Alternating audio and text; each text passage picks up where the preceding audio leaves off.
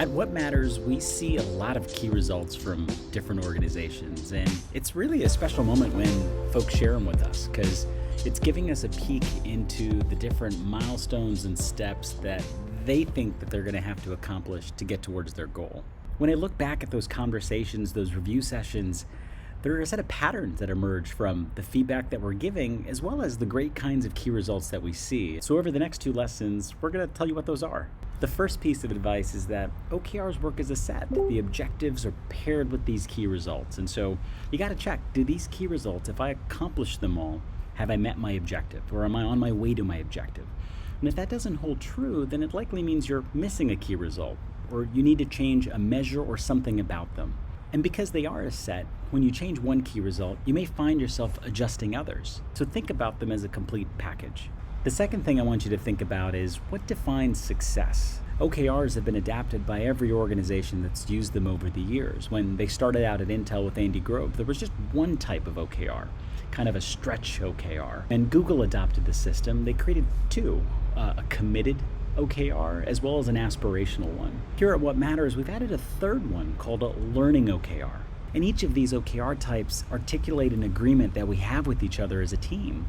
It articulates what the finish line looks like. The first type are committed goals. These are the OKRs that have to be met. We're going to adjust schedules, rearrange priorities, reshift resources to make sure that these happen. Aspirational goals are the OKRs that push your team to do the audacious. These are the higher risk, bigger goals that we're going after. When you look back on this type of OKR, you may only achieve 70% of it. But what you take away from it is that it pushed the team to try to achieve more. And we have this third type of OKR, and this is one that's come from a lot of time that we spent with entrepreneurs building companies, as well as more R&D kind of groups. This is the learning OKR, the learning goal. With this type of OKR, we're asking ourselves, what are we trying to learn? Or what are we trying to prove or disprove? This allows for that exploration or experimentation. For example, you could pick an aspirational OKR about entering a new market, or you can take a step back and say, well, let's try to learn where our product fits best. Is it the small, medium, large segment? And let's define some key results that help us prove we are accomplishing that. And the best part about it, we set this just for the next 90 days. And so now in your arsenal, you have three different kinds of goal lines. This committed one where everyone on the team knows we have to cross it no matter what. You have an aspirational one, which the team knows that goal line is really far away and it's going to make us stretch and move and push to get there. Or you have one that's really about exploration and learning, and the team comes together to rally around that.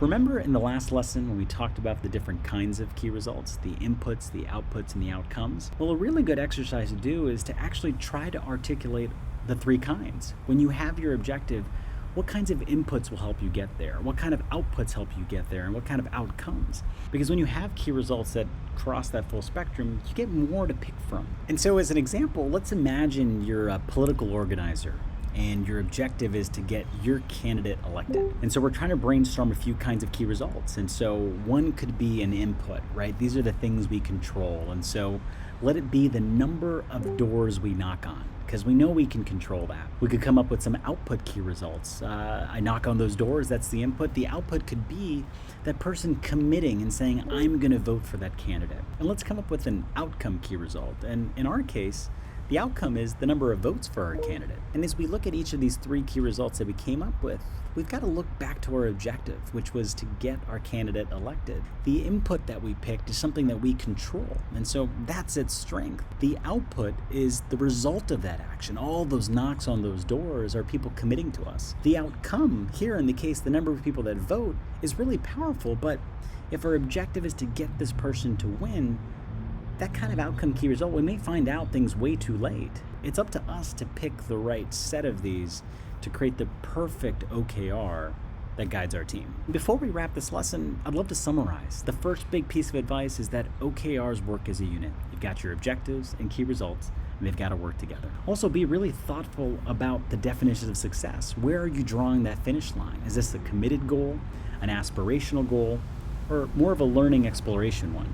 And remember, the key results that you have fall on that spectrum of inputs and outputs and outcomes, and pick the right one or the right set of ones that guide your team well.